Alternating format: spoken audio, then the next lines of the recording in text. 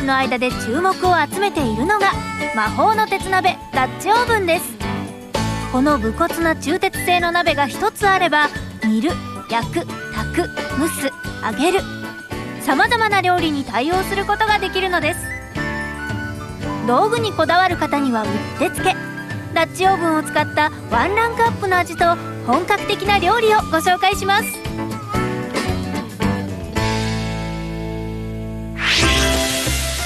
講師は洋食店オーナーシェフの大宮克夫さんです。アウトドアが大好きという名シェフ直伝のアイディアあふれる料理を紹介していただきます。進行役は俳優の中本健さん、アウトドアでの遊びはお任せという中本さんがダッチオーブンに挑戦します。今回は燻製料理に挑戦と題し、味と香り豊かな燻製作りのコツを紹介します。皆さんねえ、東京ですよ。ここは東京そんなとこあるんですね。こんなど真ん中でね、本当にもう江東区のはい若洲にあるキャンプ場なんですけどね、はいこんな素敵な緑があって、え今日は頑張りましょうかね、えということでございまして、趣味悠々一味違うダッチオーブン入門。今日は燻製料理に挑戦。どんなのがあるんですか？例えば熱燻温燻ですね。ダッチオーブンに一番適している燻製法なんですけども、はい、食材が美味しくなっちゃうんですよ。本当にね、うまくなるんですよ。本当ずるい調理法なんですよね。アウトドアでやるにはやっぱり最適な、いいと思いますよね。大都会の真ん中で作る燻製料理。まずは燻製の基礎知識から。アウトドアでやるとなると、いぶすわけですから、そうですね、何か蒸すわけですよね。ここに置いてあるのが、これが大体木の種類なんですけども、結構香りが結構違うんですよね。ヒッコリ、リンゴ、ナラ、桜、これそれぞれ違う香りがもう結構違うんですけども、結構僕なんかですと赤身の肉なんかは僕桜を使っていぶすんですよね。やっぱこれ使うっていうか、何を燻製するかに使うわけそうですね。だから肉類なんかは僕はいつもこれ特に赤い肉はこれを使いますね。これ奈良なんていうのは、奈良は割合色がつきやすいらしいんですよね。燻製した時に物の色が燻製っぽい色になる。あと香りが結構柔らかいんですね、桜に比べると。だから魚介類に合うと思うんですよ。魚介類って淡白じゃないですか。なるほど。ヒッコリ、これはどういう木なんですか？そうですね、やっぱり豚肉のだと思うんですね。白い肉の方の例えばベーコンとかハムなんかにこうかけたりするんですね。リンゴなんていうのはそもそもが美味しいですから、これも柔らかい香りが出て、魚介類の白い肉に合うみたいですけどね。ブレンド OK の、もうだから桜ちょっと強めにやってリンゴ入れようかなって、そういうもう自分のブレンドでいいんですよ。燻製の決め手は食材に独特の香りをつける燻煙剤。燻煙剤には細かいチップや棒状に固めたスモークウッドがあります。初心者には扱いやすいスモークウッドがおすすめ。燻製にするメリットって言ったら、やはり保存ですよね。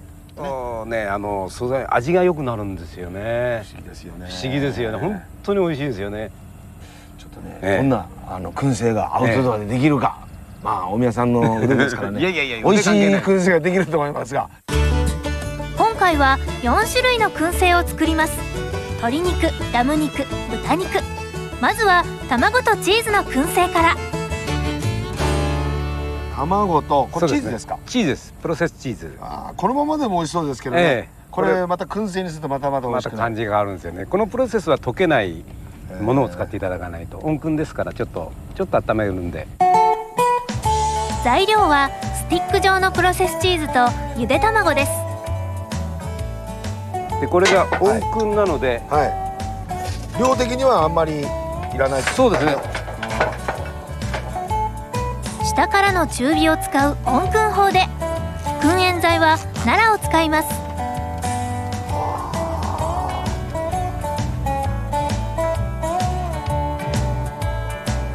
豆炭にのせて火をつけます。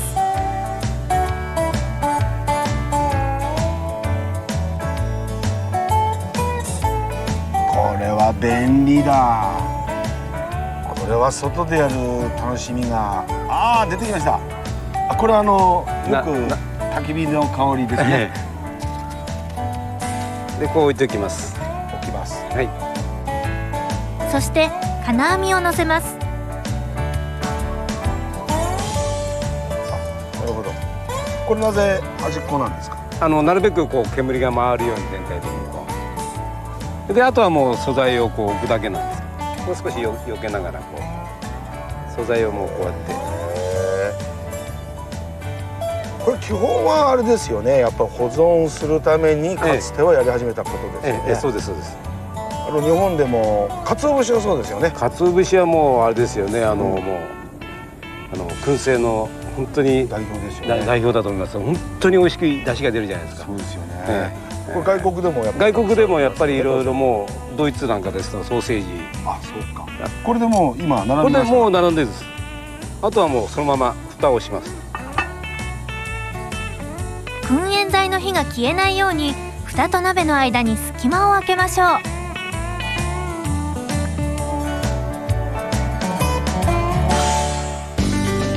今回紹介するのは2つの燻製法。先ほどの温燻は下からの中火のみでじんわりといぶしていきます。一方熱燻は上下から強火で加熱しながらいぶします。ここで豚のバラ肉でベーコンを作りましょう。ベーコンですけど、これも温燻でやるわけですけど、これですね、ベーコン。これです。ちょうど日陰で風通しのいいところで表面をちょっと乾燥させておくわけですか。そうするとね、煙の色がつきやすいんですね。これ今下準備してある状態ですよね。そうです。おお、こうなっている。これで煙かけるんですね。材料は豚バラ肉の塊、塩、ジュニパーベリー、タイム、ローリエ、クローブ、そして粗挽き黒胡椒です。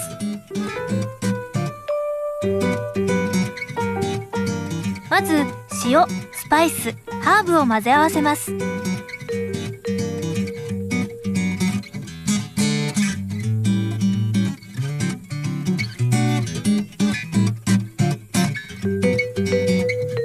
バラ肉に味がなじむように軽くすり込み味付けをしていきます。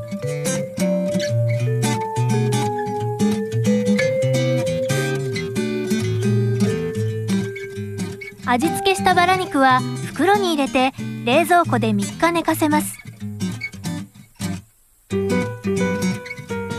その後塩を洗い流してから表面を乾燥させましょう。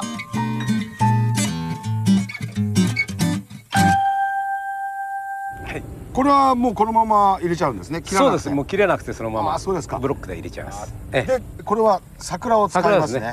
なるべくこのぐらいで切っちゃって。同じぐらいでしたね。でこんぐらいでいいですか。大丈夫ですね。はい。使うダッチオーブンは12インチ。どうぞもう一つ。もう一回入れました。これでも日本でも燻製はあるぐらいですから。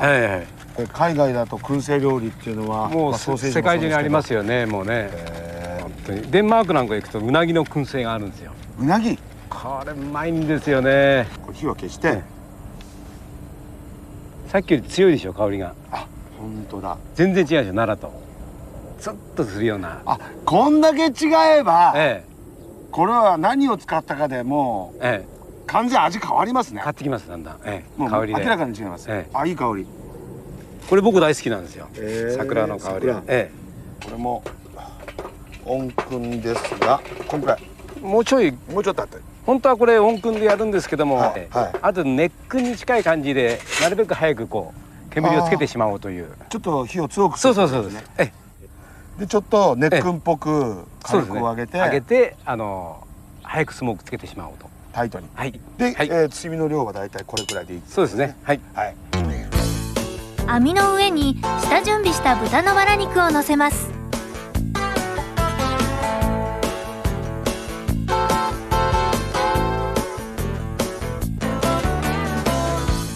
蓋を乗せる時には隙間を空けることが大切でしたね。熱糞ですから、これ上はそうですね。8個ぐらいこう周りに置いてみた方がいいと思いますね。熱糞っぽくちょっと時熱糞っぽく間を短縮ということで。短縮ということでこれでもえ燻製っていうとやっぱりええ煙ですから、これ家の中でっていうのはなかなかできないですよね。え外でこういう燻製やると一番いいかもしれないですよね。やっぱりなんかこう江東区とはいえね、空が広くて緑があるところでそうです。こういうものを作るとまた美味しく感じますしね。はい。完成までおよそ1時間。さて卵とチーズの方はいいんじゃないですか。もう10分ちょっと回りましたけどね、10分ぐらいですよね。はい11分ぐらいになりましたね。開けますか。さあどうなってるでしょうか。わら。うわー、いいですねもうね。これ10分でこんなになっちゃうんですね。早いですよね。うわー、美味しそう。塩を軽く。塩をパラパラパラ。あ、一口いっちゃいました。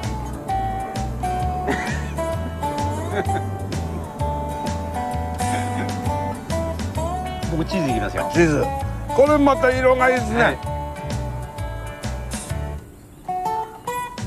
うまっ。魔法の煙ですね。ね。美味しい。面白い。これは面白い。でチップ変えるとまた香りがちょっと変わってくるって。でこれだけじゃつまんないんで、これとあとベーコンとスモークしたやつを、後でサンドイッチ作ります。ここでキャンプ場で役立つ情報をご紹介しましょう。炭のですね処理の方法について、裏技じゃないですけれども、ちょっと便利な捨て方をお教えしたいと思います。炭を捨てる設備のないキャンプ場であるとか河原でやった場合に炭を家に持って帰らなきゃならない。その場合にこちらのダッチオーブンを炭の消し壺として使ってしまおうという方法なんですけれども、今こちら料理をし終わった後で多少こういったなかなか取れない焼け焦げがあるんですけれども、これも一緒に取ってしまうという裏技です。でまずこちらの豆炭ですね、ちょっと熱い状態ですので必ず手袋をしていただきたいと思います。もうどんどん入れてしまいます。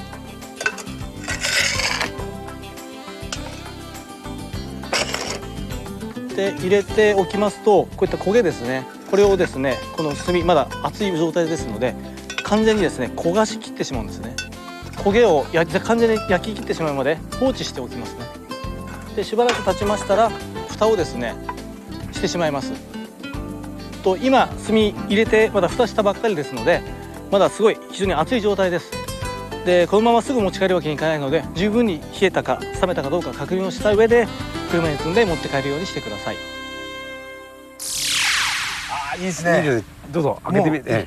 いけてるかな。どんな風になっているんでしょうか。ベーコン。おお。すごいですね。もう紐までやっぱり煙ついちゃうんですね。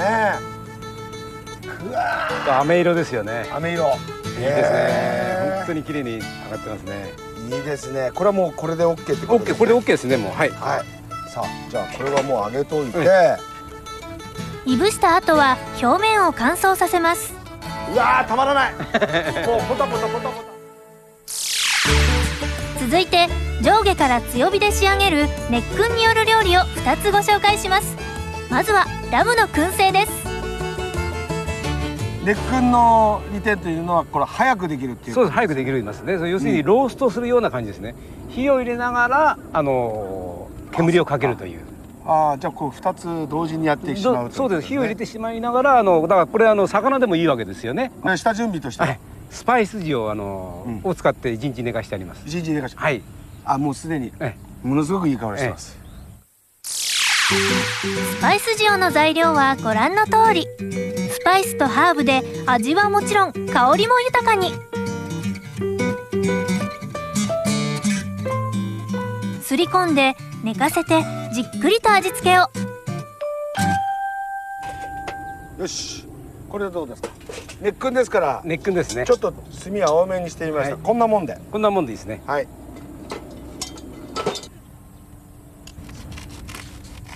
ベーコンと同じ桜の燻煙剤。こんなんでいいです。こんなもんです。はい。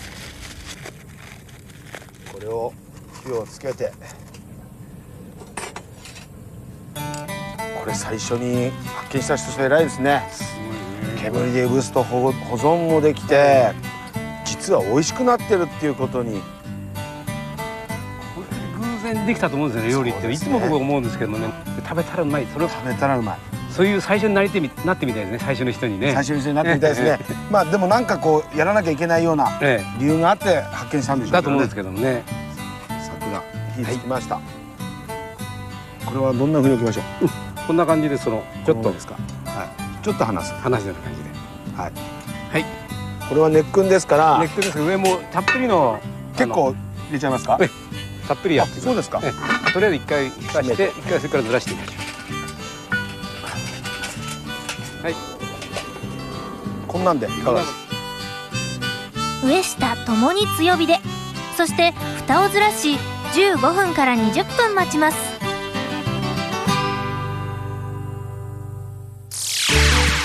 続いて鶏の手羽先を燻製にしましょう。スパイス塩も合いますが、今回は塩と胡椒だけで味付け。今日は家庭でもできるこういうスキレットって言うんですけども、これはまあ同じ中鉄を使ったフライパンと考えていいですね。そうですね、フライパン。これちょっと深みがこう浅いですよね。はい。これは大丈夫。大丈夫です。これも熱訓でやりますので、全然問題ないです。下でこう煙がうまくかかればいいんですから。うまくかかればいい。こちらのスキレットは底が平らなため、スタンドを使って安定させましょう。硬いですね。燻煙材はリンゴ。でも思ったよりもはい。煙まみれになるってことではないですね。そうです。うまく調整しながらやれば、よく東北の古い家行くといろり旗があったりすると、上にカリカリになったイワナなんかがこう置いてあるじゃないですか。あれなんか結構長い時間。そうですね。いろいろ煙でこう燻煙を燻製してるんですよね、あれもね。違いますね。柔らかいでしょ、さっきより。桜の皮よりも。本当だ。ちょっとこう柔らかく感じますね。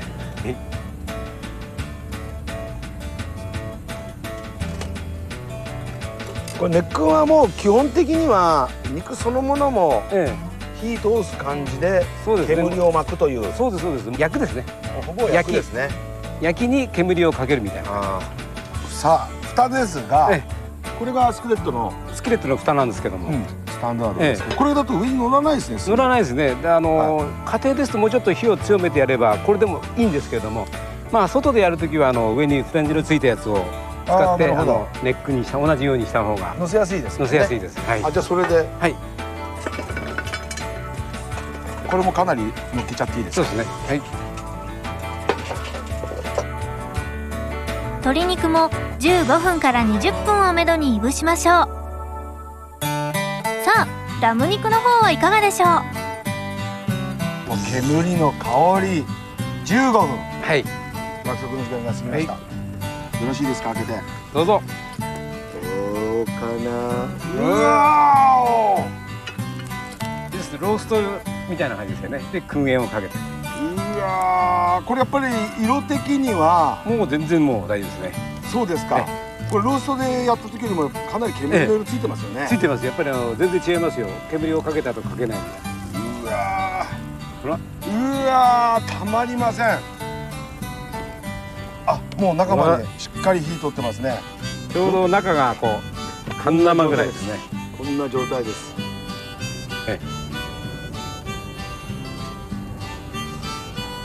柔らかいでしょ。これめっちゃめちゃうまいですね、これ。そうでしょ。驚きました。外で作った味じゃないみたいです。周りの油と一緒に食べるとものうまい。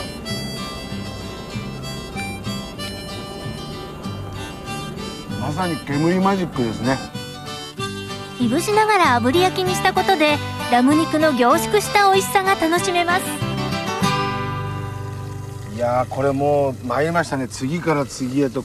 どうですか、こちらも。わお、いいですね。いいですね。この焦げ入れていい。もうこれはできてる。もうできてます。全然。うわ、たまありませんね。燻製は色でそうですね。そそるというのも一つありますね。ありますよね。やっぱり色っていうのは結構重要ですよね。意外と。この香りもね、え全然違います。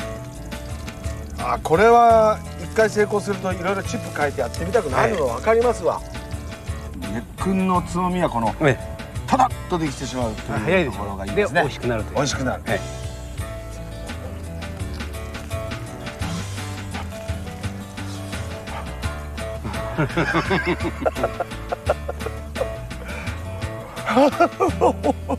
本当美味しいでしょ。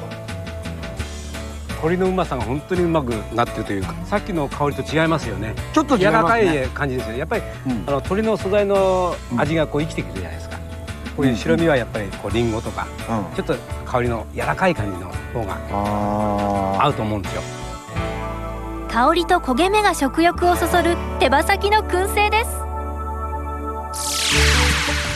インドのパン、ナンでサンドを作りましょう。出来上がりましたけど、これだけじゃつまらないという。そうですね。ナンサンドみたいなナンがありますね。これもうやりましたよね。やりました。ええ下準備してきましたね。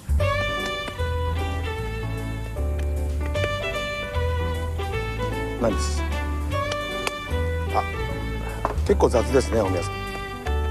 ナンの両面を焼き上げます。まだ入りますね。まだ入りますね。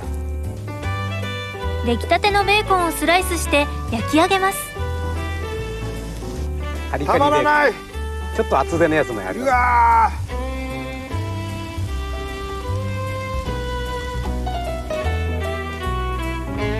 ナンサンドの完成です。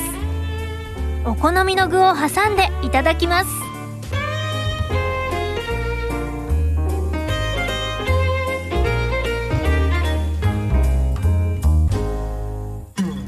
さあできました。できましたね。もうこれもう見た目でたまりませんね。いいでしょこれですね。うわー、もうそれぞれ試食はしているんですが、パンはちょっとこれ真ん中切って挟みやすく、そうです。こういう技を使っております。もうベーコン。手でいっちゃいましょうね。はい。まあ欲張りですね、大宮さん。はい。さあ行きました。乾杯。乾杯。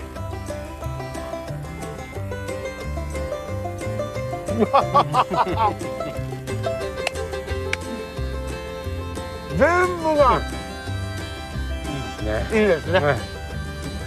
この鍋のすごいところはなんかこうやってると遊んでる感じがするのがたまらなくいいですね。それでちゃんと料理してくれるってとこがいいですよね。本物に近いような。まええあ中寸場ダッチオーブンじゃなくても燻製はできるんですけど、まあ鍋とあとこの料理となんかこう含めてこう遊びになるっていうのがね、それでこんだけ美味しい。やっぱりなんかこうあれでやるとなんか男の料理って感じですよね。そうですね。も煙マジック、まあ驚きましたけど。う煙に巻いちゃうわけですね。煙に巻いて、最高です。今日ご覧いただいた燻製料理に挑戦の内容は趣味悠々一味違うダッチオーブン入門、このテキストに詳しく掲載されております。